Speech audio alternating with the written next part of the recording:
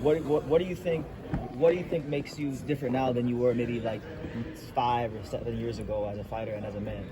I learned a lot more. You know, sometimes it takes a person to go through some things to actually bounce back. It's about the bounce back. I'm smarter now. You got to think about it.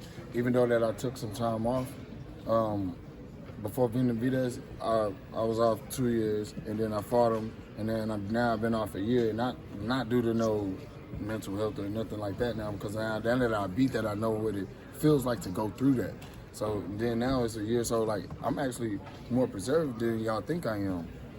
I'm in the gym going crazy. I'm in the gym like I feel like I'm 25, about to be 35. I feel 25. I mean, I know a couple of y'all men could understand what I'm saying. Like, you get stronger as you go, and my body hasn't taken any late damage. I'm fighting. It's a fight. So at the end of the day, I'm all the way healthy.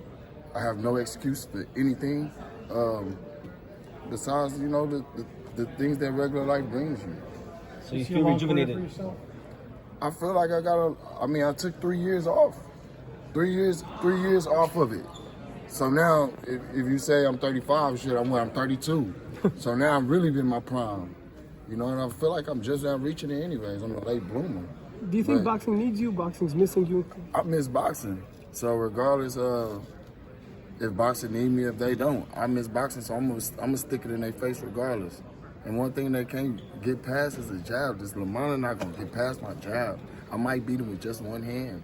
I was just telling my trainer that earlier. I could beat him with one hand. I want to show the world. I want to give y'all some rounds. I want to show y'all I'm back. I want to get in there and dig it out. Remember a couple years ago you challenged Dimitri Bivol to a fight. He's got one of the best jabs. What do you think your jab ranked in the sport of boxing? My jab faster than his. I throw it a lot more. I'm a lot more accurate. His is a more robotic jab. My jab coming from everywhere, but it's there. You know what I'm saying? I just feel like, I know I got one of the best jabs. That's all they look at, though. Now we've been working on a different part of my arsenal. I'm telling you, the late Jermall Charlo is getting better. I'm getting better. I honestly feel stronger and better and bigger. I'm glad I'm at 68. I don't got to lose weight. I don't got to do all that. I get to eat. I'm going to eat cornflakes at the weight. Jermall, you and Caleb were whispering to each other as the press conference was going on. What was the conversation about? We're going to get this money. We're going to make it happen. I need my fade. You know what I mean? So, I would have did what he did too. And I let him know, I would have did the same thing. But at the end of the day, you can't run from this. So, we're gonna fight. Respect, all respect is due. You know what I'm saying? He said the same thing. I respect you too, bro. Like, we're gonna get it in. Like, it is what it is. We don't gotta talk about it. We don't gotta do it like a Lamont. He don't got nothing. You know what I'm saying? I don't know him. You know what I'm saying? He ain't gonna. We don't gotta run off at the mouth. We're gonna fight each other, shake each other's hands after, like we do in the hood. Is that gonna be this year, the fight? Do you already have? Is there a date in mind? I told him let's do it this year. Let's do it before the year over. Let's get the fans what they want to see before the year over. I think that's only right. Mm-hmm. I'm active. I'm ready. You active? You ready? You getting your fight? I'm getting mine. Let's go. Let's go next. When you evaluate Caleb Plant as a fighter, what do you feel is his best attribute and the thing you have the most to overcome when you do fight him?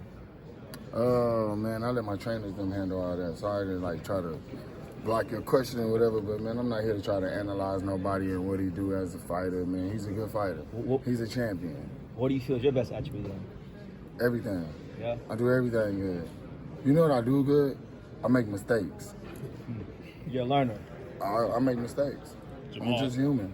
Jermall, to that point, what could you share and speak on in terms of we're speculating. We're looking on the outside, looking in that you've struggled with over the years that have kept you out of the ring, kept you out of the big fights that it looked like you were headed towards. What could you share and speak on about it all?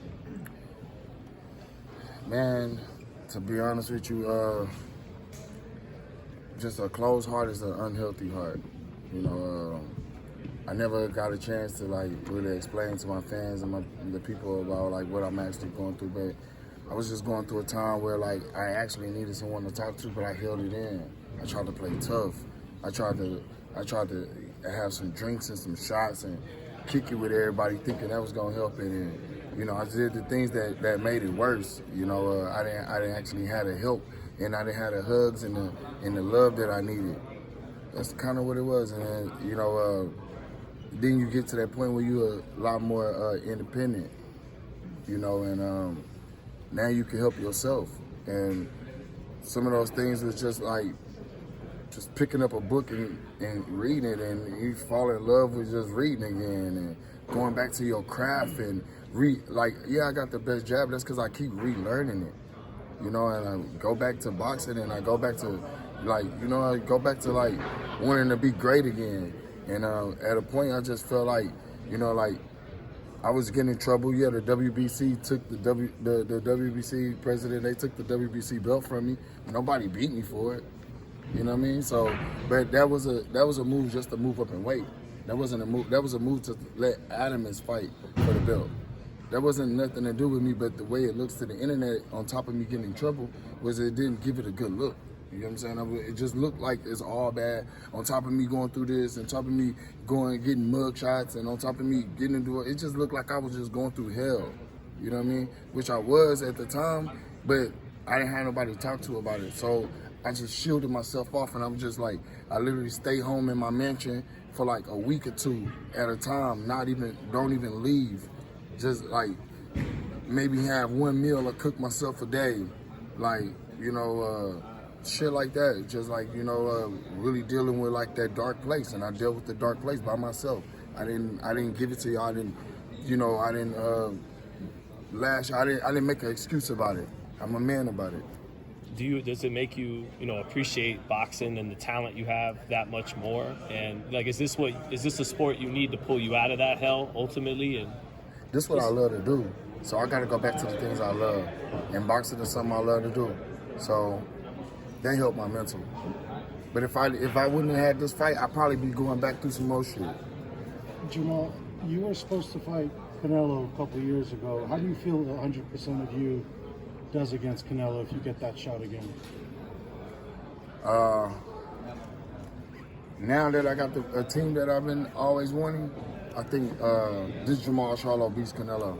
And you think that's off of just techniques, natural ability. You think if you beat Plant, that's the fight the public's going to want to see? I think that's the fight next. That's the fight to end my career.